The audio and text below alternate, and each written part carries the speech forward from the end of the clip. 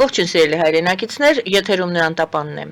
Եվ մենք զրուցելու ենք այսօր տնտեսական գիտությունների տեխնացու Ռազմիկ Տերտերյանի հետ։ Ողջույն պարոն Տերտերյան, շատ շնորհակալ եմ, որ ընդունել եք հրավերը։ Բարև ձեզ, շնորհակալ եմ ես հրավերի համար։ Պարոն Տերտերյան, տնտեսական հարցերից ենք խոսելու։ Մենք ունենք արդեն տեղեկություններ, որ Հայաստանը միացել է այսպես կոչված Աշխաբադի համաձայնագրին, ինչ է դա իրենց ներկայացնում, որպեսզի մեզ լսողները տեղյակ լինեն, ինչի մասին ենք այսօր խոսելու եւ ձեզ խնդրելու եմ, որպեսզի մեկնաբանեք, թե դա ինչ է նշանակում, դա լավ է թե վատ, եւ այսպես Հայաստանի կառավարությունը հավանություն է տվել Իրանի, Օմանի, Քաթարի, Թուրքմենստանի եւ Ուզբեկստանի միջև միջազգային տրանսպորտային եւ տարանցիկ միջանցքի ստեղծման մասին համաձայնագրին, այսպես ասած, Աշխաբադի համաձայնագիր է կոչվում դա։ Այդ համաձայնագրին միանալուն։ Սա կապահովի Հայաստանի տարանցիկ դերի ամրապնդումը, ասված է պաշտոնական հաղորդագրության մեջ, եւ խաղաղության խաչմերուկ նախագծի շրջանակներում համագործակցության ընդլայնմանը։ Եվ այսպես Աշխաբադի համաձայնագրին միանալը լավ է, թե վատ։ Այո, Աշխաբադին համաձայնագրի միանալը շատ լավ է, որտեղ ցանկացած համաձայնագիր, ցանկացած տնտեսական հարաբերությունների սինխրոնիզացում տարբեր երկրների միջև բիզնեսի, փոխադրումների, լոգիստիկայի հեշտացումը միշտ շատ օգուտ է բոլոր երկրների համար, նաև բիզնեսմենների համար է շատ օգուտ։ Սակայն այս համաձայնագիրը ունի որոշակի թերություններ եւ նաև ունի որոշակի լրացնելու, այսինքն զարգացնելու տեղ։ Սկսենք ամենագլխավորից, իմ կարծիքով այս համաձայնագրի համար շատ լավ կլիներ, որ միանար կամ Ուզբեկստանը, Ուզբեկստանը կամ Ղազախստանը կամ Ղրղզստանը։ Ինչու՞, որտեղ եւ Ղազախստանը եւ Ղրղզստանը ունեն ցամաքային անմիջական կապ Չինաստանի հետ։ Իսկ այսօր Չինաստանը աշխարհում երկրորդ տնտեսությունն է։ Եթե երկու երկրներից գոնե մեկն ու մեկը եթե միանան այս համաձայնագրին, այսինքն այս համաձայնագրի բոլոր երկրները փաստացի կապ կունենան աշխարհի երկրորդ տնտեսության հետ։ Այդ տեսանկյունից սա շատ լավ, ուրեմն առավելություն կլինի այս համաձայնագրի երկրների համար։ Երկրորդ թերությունը այս համաձայնագրի, ուրեմն ելի գլխավոր թերություններից մեկն է, որ քաղաքական առումով երկրներում տարբեր քաղաքական կաթուցաձևեր են։ Տեսեք, Աշխաբադում կարելի ասել միապետություն է։ Ուզբեկստանում ավտորիտար պետություն է։ Իրանը իսլամական հանրապետություն է կրոնական առաջնորդով։ Օմանը սուլթանություն է, իսկ Քաթարը արդեն էմիրություն է, իսկ Հայաստանը հանրապետություն է, ժողովրդավարական պետություն է, այսինքն քաղաքական կաթուցաձևի տեսակետից բոլոր պետությունները տարբեր ուրեմն դիրքերում են գտնվում։ Մյուս ուրեմն թերությունը այս համաձայնագրի ես կապում եմ անմիջական ցամաքային կապ չունեն բոլոր երկրները միմյանց հետ։ Քաթարը եւ Օմանը իրենք ծովային կապով կարող են կապնվել մյուս երկրների հետ։ Հաջորդ գլխավոր թերությունը դա ուրեմն անգլերենի իմացության ցածր մակարդակն է գրեթե բոլոր երկրներում։ Իսկ տրանսպորտային տարանցիկ երկրները, տրանսպորտային ուրեմն մուլտիմեդիալ ուրեմն փոխադրումները ենթադրում են մեկ գլխավոր լեզվի անգլերենի իմացության բարձր մակարդակ բոլոր երկրներում, բոլոր մակարդակներում։ Մյուս կարևոր թերությունը ես ցանկանայի նշել եղանակային պայմանների տարբեր բևեռացվածությունն է։ Ասենք կարող է Ուզբեկստանում լինի -10, իսկ Իրանի հարավում լինի +30, այսինքն այդ բեռը պետք է նախատեսվի, թե ինչ եղանակային պայմաններով է ընթանալու։ Հաջորդ թերությունը, որ ես կցանկանայի նշել, դա ներկա պահին ենթակառուցվածքների խիստ բացակայությունն է։ Եվ մեծ ներդրումներ է պահանջում, որպեսզի բոլոր ենթակառուցվածքները բերեն ուրեմն հավասար պայմանների, այո։ Մյուս թերությունը ես կցանկանայի նշել կենսամակարդակների տարբերությունը։ Այս բոլոր երկրներում եւ հնանատարբեր, եւ մեկ շնչին ընկնող հնանատարբեր, եւ սոցիալական ծախսերն են տարբեր։ Ինչով է դա խանգարում։ Նայեք, դա խանգարում է նրանով, որ երբ որ դու մի երկրով անցնում ես, այնտեղ կախված իրանց սոցիալական քաղաքականությունից, կախված իրանց հնայից, կախված իրանց ուրեմն տնտեսական մոտեցումներից տարբեր տարիֆներ են սահմանվում։ տարբեր նորմավորումներ են սահմանվում տրանսպորտի ուրեմն փոխանցելիության, այսինքն բեռների մշակման տարբեր սակագներ են գործում։ Այսինքն սա միասնական համակարգն է բացակայում։ Դա նույնպես ուրեմն թերություն է այս համակարգի համար, այս համաձայնագրի համար։ Մյուս ուրեմն թերությունը ես կցանկանայի նշել ուրեմն լեզվական խոչընդոտները։ Տեսեք, մենք Ուզբեկստանը, Թուրքմենիան, ավելի շատ ռուսերենով ենք շփում միմյանց հետ։ Արաբական երկրները, Օմանը եւ Քաթարը իրանք արաբական լեզու են, իսկ Պարսկաստանը արդեն պարսկերեն։ Չնայած պարսկերենը մոտ է բանին, արաբականին, բայց մենք էլ ռուսերենով ենք, այսինքն մենք պետք է էդ կարողանանք սինխրոնիզացնել։ Եվ վերջապես ուրեմն ես կցանկանայի նշել, որ միասնական օպերատորի բացակայությունը, այսինքն տարբեր երկրներ ունեն իրենց տրանսպորտային օպերատորները։ Հիմա այդ տարբեր օպերատորներ տարբեր ձևերով են աշխատում, այսինքն աշխատանքի ընթացակարգերը, նույնիսկ աշխատանքային ժամերն են տարբեր, նույնիսկ աշխատանքային օրերը, տեսեք, Պարսկաստանում եւ արաբական երկրներում ոչ աշխատանքային օրերը 5 շաբթին եւ ուրբաթը։ Մեզ մոտ եւ միջինասիական երկրներում ոչ աշխատանքային օրերը շաբաթը եւ կիրակին։ Այսինքն ինչ է ստացվում։ Մենք 4 օր չենք կարող իրար շփվենք։ Մեր մոտ շաբաթ կիրակի, նրանց մոտ 5 շաբթի ուրբաթ, 4 օր շփումը բացակայում է, շատ հետաքրքիր է դա։ Դա պետքա կարգավորել։ Հիմա գանք առավելություններին։ Այնքան թերությունը Հա, դե պետք է սկզբից նշեցիք, որ ստացվեց, որ անիմաստ հիմա գանք առավելություններին։ Անիմաստ է։ Չէ։ Տապալվելու է աշխատանքը։ Չէ, ազնվությամբ սա այդ ամենը իրենք չեն հաշվարկել։ Ուրեմն տեսեք, ինձ թվում է բոլորն հաշվարկած կլեն, բայց պետքա մենք թերությունները շատ նշենք, որպեսզի աշխատանք այդ թերությունների վրա գումարենք դրանք առավելություններին եւ ստանանք մեծ տնտեսական արդյունք։ Հիմա առավելությունները։ Տեսեք, ուրեմն կապում է Միջին Ասիան, Հարավային Կովկասը եւ Պարսից ծոցը։ Սա ուրեմն համաշխարհային առևտրի ուրեմն 80%-ը անցնում է այս տարածաշրջանով։ Միջին Արևելք, Հարավային Կովկաս եւ Պարսից ծոց։ Չինաստան, Եվրոպա, Ամերիկա այդ կապի 80%-ը այս տարածաշրջանով է։ Այսինքն մենք շատ մոտ ենք համաշխարհային առևտրի բանին, երակներին։ Մենք կարող ենք օգտվել դրանից։ Մյուս կողմից դրանից հյուսիս է գտնվում Ռուսաստանը հզոր իր տնտեսությամբ, հզոր իր բնական ռեսուրսներով, մարդկային ռեսուրսներով։ Հիմա տեսեք, Միջին Ասիայի երկրները հարուստ են օգտակար հանածոներով։ Այնտեղ գազ, նավթ, պղինձ, երկաթ եւ հազվագյուտ մետաղներ, որ այսօրվա դրությամբ ուրեմն աշխարհի տնտեսության հիմքը հենց հիմա այս տնտեսական պատերազմը Թրամփի եւ Չինաստանի միջեւ հիմնականում պայմանավորված է հազվագյուտ մետաղների հասանելիությամբ։ Քանի որ Չինաստանը տնօրինում է աշխարհի հազվագյուտ մետաղների 70%-ի վերամշակումը, Ամերիկան այդ Թրամփը տարիֆները սահմանեց, որպեսզի հասանելիություն ունենա այս ուրեմն հազվագյուտ մետաղներին։ Ու Ուկրաինային էլ պարտադրեց, որ իր համաձայնագիր կնքի։ Հիմա Միջին Ասիայի երկրները հարուստ են այդ հազվագյուտ մետաղներով։ Հարուստ են գազով, նավթով։ Իսկ արաբական ծոցի երկրները հարուստ են նավթով, գազով, էներգետիկ ռեսուրսներով եւ բնակչությամբ։ Տեսեք, Միջին Ասիայի երկրների բնակչությունը շատ փոքր է, տարածությունը մեծ։ Իսկ բանում ծոցի երկրներում բնակչությունը մեծ է, տարածությունը փոքր։ Այսինքն այս երկու առավելությունները օգտագործելով մենք կարող ենք հավասարապես տեղաբաշխել տնտեսական զարգացվածությունը։ Հետո այս ուրեմն ծրագիրը, այս համաձայնագիրը կարող է մեծ խթան հանդիսանալ այս բոլոր երկրների սինխրոն զարգացման համար։ Մենք օգտագործելով մեր ուրեմն առավելությունները Պարսկաստանի կամ արաբական երկրների Միջին Արևելքի, Միջին Ասիայի երկրների ուրեմն բնակչության իրենց աշխատանքային ռեսուրսները, ուրեմն միասնական բազա կարող ենք ստեղծել բոլորիս տնտեսության սինխրոն զարգացման համար։ Այս համաձայնագրի ամենամեծ առավելությունը դրանում է կայանում, որ լոկալ, ռեգիոնալ նշանակություն ունի։ Եթե մենք շեշտը դնենք նրա վրա, որպեսզի այս համաձայնագրի երկրները կապող հանդիսանան Չինաստան, Եվրոպայի միջև, դա վատ է։ Մենք հակառակը շեշտը պիտի դնենք մեր ներքին ռեսուրսների օգտագործման, մարդկային ռեսուրսների օգտագործմամբ զարգացնենք մեր տնտեսությունը եւ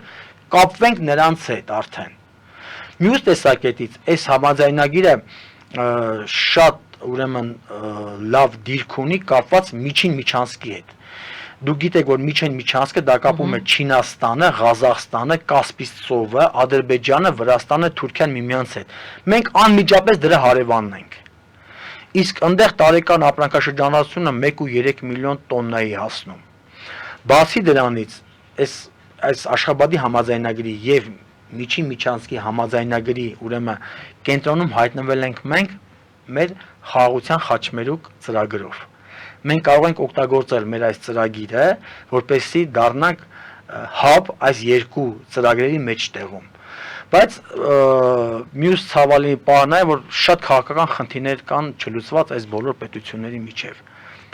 Սրանք են առավելությունները եւ թերությունները այս համաձայնագիրը, որոնք կցանկանայի նշել։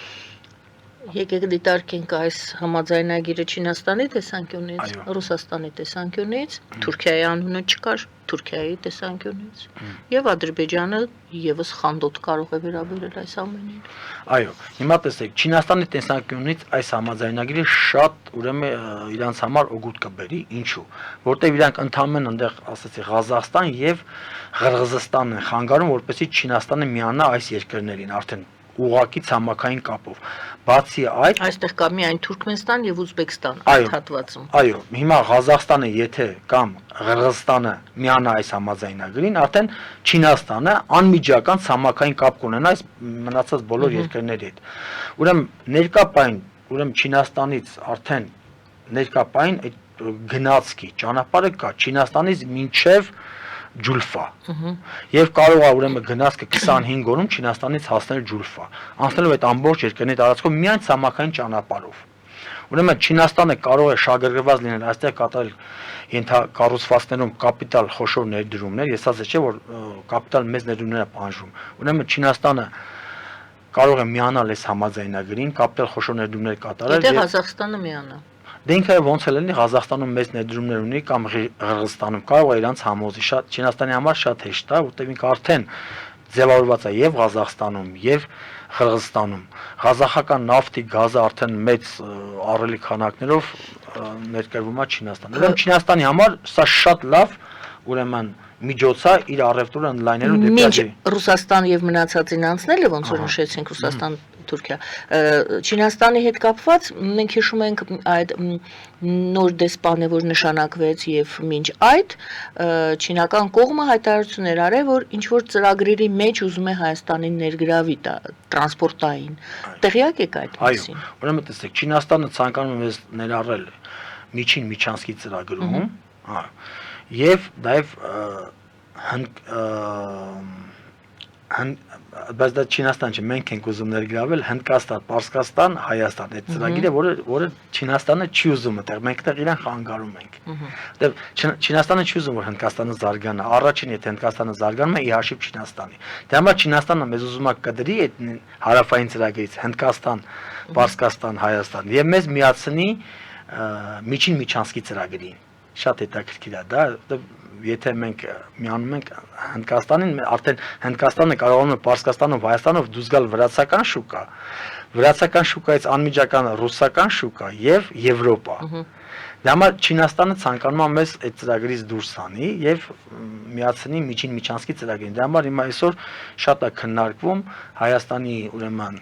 մասնակցությունը միջին միջանցքին եւ այս դեպքում Չինաստանը խրախուսում է մեր խաղաղության խաչմերուկ ուրեմն ծրագրին, որտեղ Չինաստանը դիտարկում է խաղաղության խաչմերուկ ծրագիրը միջին միջանցքի ծրագրի համատեքստում։ Նա չի ուզում դիտարկի մեր ծրագիրը Հնդկաստան, Պարսկաստան այդ տրանսպորտային միջանցքի Հայաստանը ինչպես է իրեն դիրքավորում։ Տեսեք, Հայաստանը քանի որ վերջին 30 տարում շատ էր իզոլացվել համաշխարհային ծրագրերից եւ Արցախյան ազատամարտի տարիներին մենք ավելի շեշտը դրել էինք ազատամարտի եւ Արցախի ուրեմն պահպանության վրա,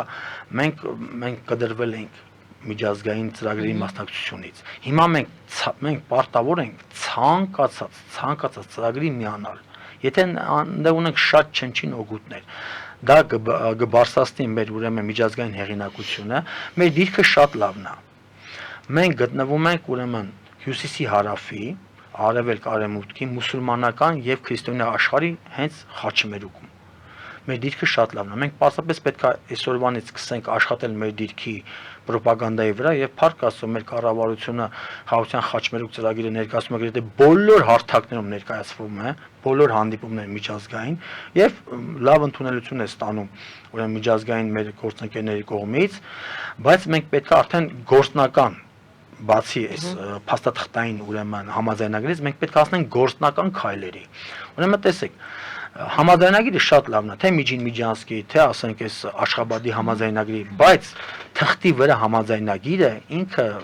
ընդամենը կարելի ասել կենացների դաշտից է։ Պետք է անցնենք գործնական քայլեր, իսկ որոնք են գործնական քայլերը։ Առաջի ամենակարևոր գործնական քայլը նման ուրեմն պարագաներում դա բիզնեսի համար ուրեմն ինչ պետք է լինի՝ հստակություն, պարզություն, ուրեմն կանխատեսելիություն եւ թափանցիկություն։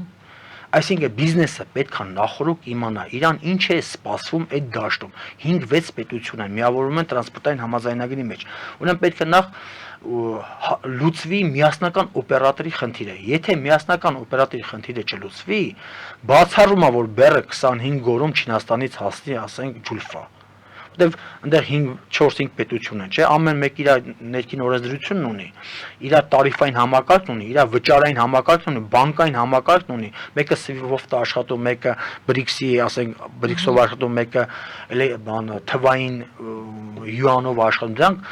պետք է բոլորը բերեն միասնական, ուրեմն մեկ համակարգ, մեկ օպերատոր պետք է սպասարկի Չինաստանից բեռի ընդունումը եւ հանձնի Հայաստանին։ Դա շատ կարեւոր է բիզնեսի համար։ Երկրորդը, տարիֆները պետք է լինեն հաստատ ու բոլորի համար նույնը։ Միասնական տարիֆային համակարգ պետք է լինի։ 1 կիլոմետրը, 1 տոննա բեռը 1 կիլոմետր կապ չունի որ երկրով ես անցնում։ Պետք է ունենա միասնական գին։ Դա էլ է շատ կարեւոր բիզնեսի համար։ Հաջորդը կարեւորը բիզնեսի համար դա ուրեմն բեռների մշակումն ու եւ փոխանցումն է։ Տեսեք, 4-5 երկիր են չաստում, սահմաններ են հատում։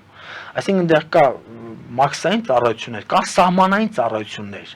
Եվ այդ մաքսային ու սահմանային ծառայությունները բոլոր երկրներում պետք է բերեն նույն ընթացակարգերի, որպեսզի այդ բեռը սահուն առանց խոչընդոտների անցնի այդ բոլոր երկրներով։ Հաջորդ ուրեմն շատ կարևոր է որպեսզի այդ բեռների փոխադրման ընթացքում միասնական ապահովագրական համակարգ գործի։ Այնպես չէ որ ամեն երկիր ասի իմ երկրում պետք է այսինչ ապահովագրություն լինի կամ այսինչ գներ, այսինչ բան։ Միասնական ապահովագրական համակարգը պետք է գործի։ Այդ հետո ասեք հետաքրքիր մի հատ շատ երևույթ կա որ պետք է իրանք պարտադիր էտի նախատեսեն։ Ներդրումները չի կարելի անել առանձին վերցած երկրներում։ Բոլոր երկրները պետք է մշակեն միասնական ներդրումային քաղաքականություն, որպեսզի միաժամանակյա իրանք ուրեմն զարգացնեն իրենց կարողությունները, նաև տեխնոլոգիական առումով նույն տեխնոլոգիան կիրառվի, որպեսզի բեռը բարձրացնելուց դնելուց տարբեր ստանոկներ չլինեն, տարբեր ասենք վերամբարձ կառույցներ չլինեն։ Դա շատ հետաքրքիր, այսինքն տեխնոլոգիաները եւ ուրեմն ներդրումները պետք է սինխրոնիզացված լինեն եւ միաժամանակյա լինեն։ Նաև ասենք շատ կարեւոր է, տեսեք, հիմա մենք ապրում ենք թվային դարում, չէ՞։ Տեսեք, տարբեր երկրներ ունեն տարբեր թվային զարգացվածության մակարդակ եւ տարբեր թվային համակարգեր։ Պետք է նույնիսկ համակարգերը նույնը լինի։ Ասենք նույն ծրագրային լեզվով աշխատեն, նույն թվային համակարգ լինի, նույն սպասարկման։ Դե պետք է ամեն հարցերում սինխրոնիզացիա, բարձ եմ։ Շարունակում ենք եւ դիտարկում ենք Ռուսաստանը, ինչպես է վերաբերվելու այսպիսի, եթե այս ծրագիրը Աշխաբադի համաձայնագրով այս ծրագիրը իրականացվի։ Ուրեմն տեսեք, Ռուսաստանը, եթե մենք Ռուսաստանին անտեսենք այս ծրագրից, դա իր համար շատ ծանր է, ինչու, որտեղ իր ազդեցության գոտում է գտնվում եւ Միջին Ասիա երկրները, Ուզբեկստանը եւ Թուրքմենիան։ Իսկ Հարավային Կովկասից էլ մենք ենք, չէ՞, ինքը իր ազդեցության գոտին ենք եղել, ասենք երկար տարիներ, տասնամյակներ։ Հիմա մենք պետք է պարտադիր կարգով Ռուսաստանին ընդգրկենք այս ծրագրի մեջ։ Եթե մենք չընդգրկենք, ինքը ցանկացած քաղաքական, տնտեսական, մարդկային, միգրացիոն քաղաքականությամբ խանգարելու է այս ծրագրին։ Որտեւ սա կնշանակի նախ Ռուսաստանի ռեսուրսների անտեսում եւ Ռուսաստանի ներկայության բացառում։ Դրա համար մենք պարտադիր պետք է այս համաձայնագիր երկրները Ռուսաստանի հետ աշխատեն այս թեմայով, որ Ռուսաստանը ընդգրկվի այս ծրագրով։ Լավ, հակառակ դեպքում խանգարի։ Այո, Հիմա միանշանակ նույնը խանգարի։ Թուրքիայի մասին կարելի է ասել, ճիշտ է։ Այո, միանշանակ։ Դա նշանակում է ավելի մեծացնել Այո, անունը Աշխաբադի համաձայնագիրը, այո, բայց ստացվում է, այո։ որ եւ Ռուսաստանը եւ Թուրքիան, Թուրքիայի հետ միասին նաեւ Ադրբեջանը դիտարկենք, հա։ Այո, հիմա տեսեք, Ադրբեջանի տեսանկյունից սա իրանց համար շատ վատ է։ Ինչու՞։ Որովհետև եթե այս համաձայնագիրը գործում է,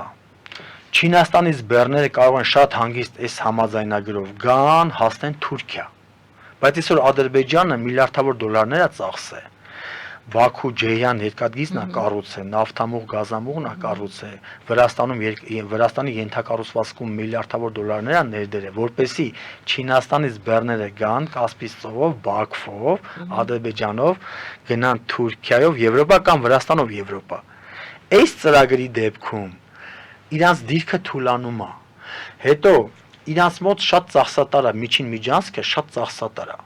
Տեսեք, Չինաստանից գնացող պետքա գահասնի Ակտաու, տեղափոխվի նավի վրա, նավով գա Բաքու, Բաքվից նորից տեղափոխվի գնացքով գնահասնի Փոթի կամ Բաթումի, ընդեղից նորից նավով գնա Եվրոպա կամ Թուրքիայով ցամաքային գնա։ Ժամանակային տեսակետից տեսեք հետաքրքիր է, այս երթուղին Չինաստանից մինչև Եվրոպա տևում է 45-ից 50 օր։ Իսկ այս մի երթուղով, եթե Չինաստանից այս Աշխաբադի համաձայնագրով բեռը գնահասնի Եվրոպա, կտևի մոտավորապես 35 օր։ 20 օր, մոտ 20 օր, 15-ից 20 օր, ուրեմն երթուղին կարճանում է գնային տեսակետից միջին միջանցքով մեկ կոնտեյների արժեքը այնտեղ կազմում է մոտավորապես $5,000, հետաքրքիր, այստեղ կազմում է $3,500։ Համ ժամանակն է այստեղ կարճ, համ գինն է էժան, այսինքն Ադրբեջանը ընդհանրապես ձեռ չի տալիս այս համաձայնագիրը։ Ինձ թվում է, այս համաձայնագիրը կնքվել է ի հեճուկ այդ միջին միջանցք համաձայնային, քանի որ Ադրբեջանը հասավ նրան, որ այդ միջին միջանցքում ուրեմն գրկվեց Թուրքիա, Վրաստան, Ադրբեջան, Ղազախստան, ու մնացած երկրները անտեսվեցին։ Իսկ մնացած երկրները իրանք որոշեցին, որ այս համաձայնագիրին հակակայլ անեն։ Ստացվում է դուք ասում եք Ռուսաստանը պետք է ներգրավի հակառակ դեպքում խանգարի, Թուրքիան պետք է ներգրավի հակառակ դեպքում խանգարի, այո, սա Թուրքիայի համար շատ լավ է։ Բայց Թուրքիա չկա այստեղ։ Բայց հա, հիմա տեսեք,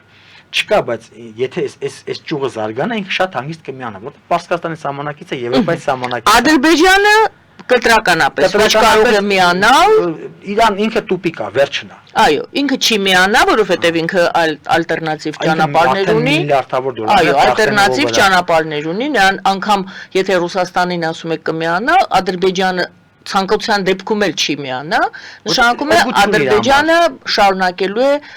չստորագրել խաղաղության պայմանագիրը, որպեսզի այստեղ ոչ մի ճանապարհ չբացվի։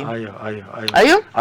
Ադրբեջանի միակ նպատակը, որ չի ստորագրում խաղաղության համաձայնագիրը, որպեսզի Հայաստան, Թուրքիա, ուրեմն առևտրատնտեսական հարաբերությունները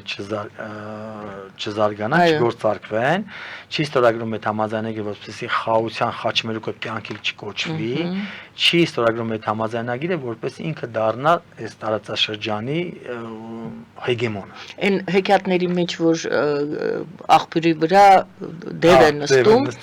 այդ վիճակն է, աղբյուրից ջուր չի թույլ տալիս, իսկ աղբյուրը դա մեր ճանապարհն է։ Այո, ինքը նստել է աղբյուրի վրա եւ դևի նման չի թողնում ոչ մեկ բոտիկանան աղբյուրը։ Մեկ այլ լուր էլ եղավ այդ նույն շաբաթվա ընթացքում։ Ասում են, որ հունիսի սկզբին Չինաստանից դեպի Հայաստան նոր միջազգային մուլտիմոդալ երթուղի կգործարկվի։ Այս մասին տեղյակ եք։ Այո, դա հենց Ես հիմա նորից շարունակեմ, որպեսզի էլի մեզ լսողները տեղեկանան ինչի մասին ենք խոսելու, այսպես ուրեմն Չինաստանից եկող կոնտեյներային գնացքը կանցնի Ղազախստանով, Թուրքմենստանով, այստեղ արդեն Ղազախստան կա, եւ կհասնի իրանական Ջուլֆա տերմինալ կայարան։ Այստեղից ապրանքները բեռնատարներով կհասցվեն Երևան եւ ճանապարհորդությունը կտևի 25 օր։ Երթուղու նախաձեռնողը հայկական կողմն է, ասվում է հաղորդագրության մեջ, օպերատորը Ղազախստանը։ Սա ինչ է։ Շատ հրաշալի ծրագիր է, շատ հրաշալի գաղափար է, եթե կարողանանք իրագործել։ Ուրեմն սրա իրագործմանը խոչընդոտի առաջերտին Ռուսաստանը, խոչընդոտի Ադրբեջանը, Թուրքիան եւ ինչ որտեղ նաեւ Ամերիկան։ Ամերիկան ընդհանրապես չի ցանկանում որ ոչ մի դաշտում, ոչ մի տեղ Չինաստանը զարգանա, ուզում է ցանկացած գնով փակի Չինաստանի օթերը, ոնց է ժողովրդական լեզվով ասած։ Հիմա, բայց եթե մենք կարողանանք իրագործել այս ծրագիրը, Հայաստանի համար սա կլինի մեծ առավելություն եւ կարծես տնտեսական փրկություն։ Ինչու՞։ Տեսեք, ներկա պահին Չինաստանից բոլոր բեռները Հայաստան գալիս են երկու ձև։ Կամ Պարսկաստանի Բանդարաբաս ուրեմն նավանգիստով կամ Վրաստանի փոթիով։ Տեսեք, Պարսկաստանի Բանդարաբաս նավանգիստով բեռը գալիս է Հայաստան հասնում մոտավորապես $5,000 արժեքով, մեկ կոնտեյների արժեքը։ Վրաստանով $6,000, մինչև Հայաստան։ Այս ու գալիս է, տեսեք, Պարսկաստանում գալիս է մոտավորապես 40 օր, Վրաստանում գալիս է 2 ամիս մոտավորապես, 55-ից 60 օր։ Այս ճանապարհով 25 օրում բեռը, այո, իրոք հնարավորություն կա հասնի Հայաստան։ Հիմա եւ գինը մոտավորապես 40% էժանա լինելու։ Սա երկաթգիծ է, այո, երկաթգիծը ասում է ջուլֆա, ընդեղից նոր ջուլֆայից Հայաստան արդեն տրանսպորտային կոնտեյներավորներով, էլի։ Հիմա տեսեք, գինը 40%-ով կեժանանա, ժամանակը էլի 40%-ով մոտ 15 օրով ժամանակը կրճատվի, բայց ամենակարևորն ինչ է, տեսեք, մենք մեծ խնդիր ունենք Բանդարաբասով բեռներ ներկրելու, ինչու, որտեղ Բանդարաբասը գտնվում է սանկցիաների տակ, SWIFT-ով հնարավոր չի փող փոխանցել Չինաստան, որ եւ ասես որ այդ բեռը կգա Բանդարաբասով, SWIFT-ը այդ փողը չի փոխանցում։ Ոնց են անում։ Մենք SWIFT-ին խափում ենք։ Ասում ենք բեռը գալու է փոթիով, բայց բերում ենք Բանդարաբասով։ Այսինքն ոնց ենք խափում։ Բեռը գնում է Դուբայ, տեսեք, լրացուցիչ ծախս է դա։ Բեռը ուղղակի չի գալի Բանդարաբաս Չինաստանից։ Գնում է Դուբայ, այնտեղ ձևակերպվում է որպես Դուբայի բեռ, նոր դրանից հետո Դուբայից գալիս է Բանդարաբաս, այնտեղից նոր գալիս է Հայաստան։ Այսինքն մի հատ պունկտ ավել գնում է այդ սանկցիաների պատճառով։ Չինաստանից բեռը դուրս է գալի Դուբայի անունով։ Դուբայից հետո գալիս է Պարսկաստան, հետո նոր Հայաստան։ Իսկ այս ճանապարհով գնացքով Ուրումչից կարող Ղազախստանով գալ հասնել ուղղակի հասնել ուրեմն ջուլֆա ընդեղից էլ բեռնատերով, բայց այստեղ մեղմացուցիչ հանգամանքը ներողություն այլ է, որ Չինաստանից Հայաստան սանկցիա չկա, մենք իրավունք ունենք ստանալու։ Դրա համար պարզապես այդտեղ մի փոքրիկ պահ է, հա, որ Պարսկաստանով Իրանով տեսեք, եթե մենք ուզենանք այդ բեռի տեղափոխման ծախսը փոխանցենք SWIFT-ով, SWIFT-ը կարգելափակի։ Մենք ինչ պետք է անենք։ Չինաստանը հիմա մեծ թափով ներդրում է թվային յուանը։ BRICS-ի երկրներում։ Մենք էլ ինչ-որ դիտորդի կարգավիճակ ենք հաստատել BRICS-ում։ Մենք կարող ենք միանալ թվային յուանին եւ օգտվել թվային յուանին։ Եվ ուղիղ ստանալ։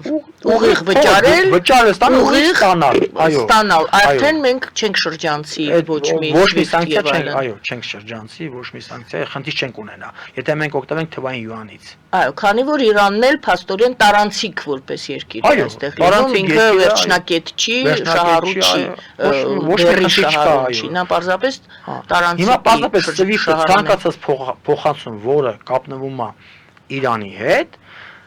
ինքը մի կրակոցով երկու նապաստակալու սատկաստում։ Նախ Իրանին է սանկցիաների կիրառում, նաև Չինաստանին է զրկում հասանելիությունից։ Խոչընդոտներ է ստեղծում Չինաստանի համար։ Ասեցի, չէ՞ որ Ամերիկան աշխատում է ցանկացած ձևով խոչընդոտել Չինաստանի զարգացմանը։ Մի խոսքով այս Ղազախստանով, Թուրքմենստանով ճանապարհը Չինաստանից շատ դրական է գնահատում։ Եվ 25 օր է 50-60 օրի փոխարեն։ Եվ գումարի եւ ոչինչ շրջանցելու կարիք չի լինում։ Ուղիղ վճարում է։ Եթե մենք մտնենք այդ յուանի, թվային յուանի դաշտ։ Այո, եթե մենք Որ դեպքում ես մտնում թվային յուանի։ BRICS-ի մաս է դառնում։ BRICS-ի մաս չես դառնում։ Ուղղակի բանակցությունների բան է Չինաստանի հետ։ Ուղղակի բանակցություններով մենք ընդունում ենք, մեր բանկերն էլ պետք է ընդունեն, պարզապես մեր բանկերը չպետք է վախենան ամերիկյան պատժամիջոցներից։ Մի կարող ամերիկան վաղը ասեն քնից զարթնի, ասի որ Չինաստանի հետ գործում ով որ յուանի հետ գործարք անում, իրան օրինակ սանկցիա։ Չէ, կարծես թե ոնց որ թե Թրամփը կարգավորեց, ասեց որ այո, իման բայց ամեն ինչը ամեն նոր ինչ որ իրավիճակ է փոխվում։ Տեսեք, բիզնեսի համար ամենամեծ ուրեմն վտանգը դա անկանխատեսելիությունն է։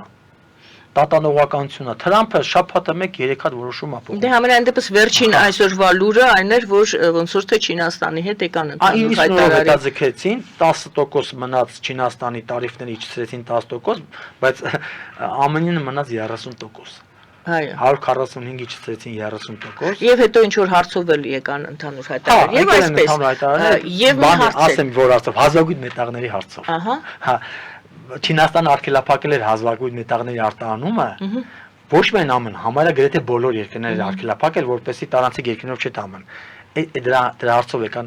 շատ կարևոր որ Չինաստանը բացեց հազվագյուտ մետաղների հասանելիությունը ԱՄՆ-ի համար։ Այդ որ ասում եք, դա շատ կարևոր համաձայնություն է, շատ ԱՄՆ-ի համար։ ԱՄՆ-ի տնտեսությունը արդեն կարողացել կոլապսի առաջ, որտեղ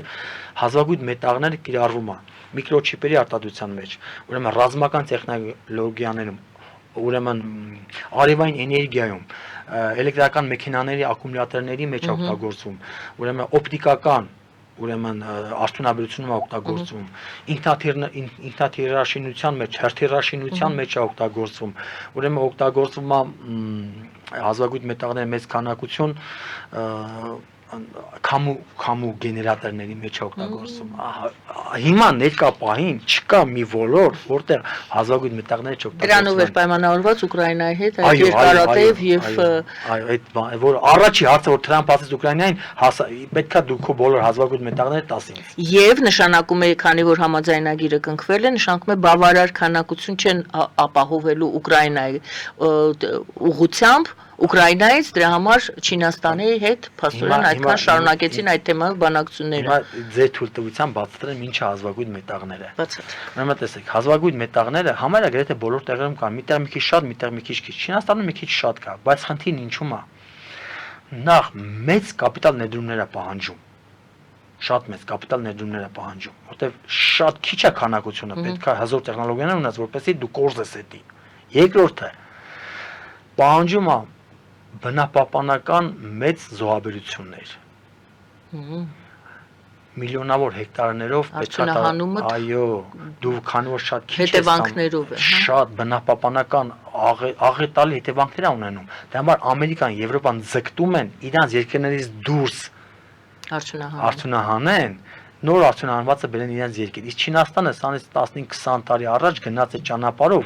իր հյուսիսում, բանի Մոնղոլիայի սահմանների մոտ, աշխարհի ամենամեծ հանքն է, ունտեղ բնապահպանական աղետա վերին աշճանի, բայց աշխարհի ուրեմն հազվագյուտ մետաղների 70%-ը մշակվում է Չինաստանում։ Իրանք հումքել են առնում բերում իրենց մոտ մշակում։ Աշխատատար է, մեծ մարդկային ռեսուրսներ է պահանջում, շատ։ Ֆոնդատար է, այսինքն ներդրումներ եւ բնապահպանական հետևանքներն է շատ մեծ։ Այսինքն դրա համար հիմա կապ չունի Ուկրաինանա, Մյուսնան, իրանք այսօր բոլորը ձգտում են այդ որպեսզի Չինաստանը թույլ տա իրանք գնեն չինական հազվագյուտ մետաղները։ Հետաքրքիր է, շնորհակալություն եւ այդ թվային յուանի հարցն էլ մնաց ինձ մոտ այսպիսի հարց, եթե Չինաստանը մենք նորից հետ են գալիս այդ հայտարարություններին, դեռ չգիտենք ինչի մասին է խոսքը, չէ հայտարարվել, այդ որ ասեցին Հայաստանին կներգրավեն ինչ որ տրանսպորտային նոր ծրագրերի, տարանցիկ ծրագրերի մեջ, անգամ անվանումը չեմ կարող ասել, որովհետեւ հստակ չի դեռ։ Պարզապես կար այդ միտումը, որ Հայաստանին, այո, Հայաստանին պետք է ինչ որտեղ ներգրավել։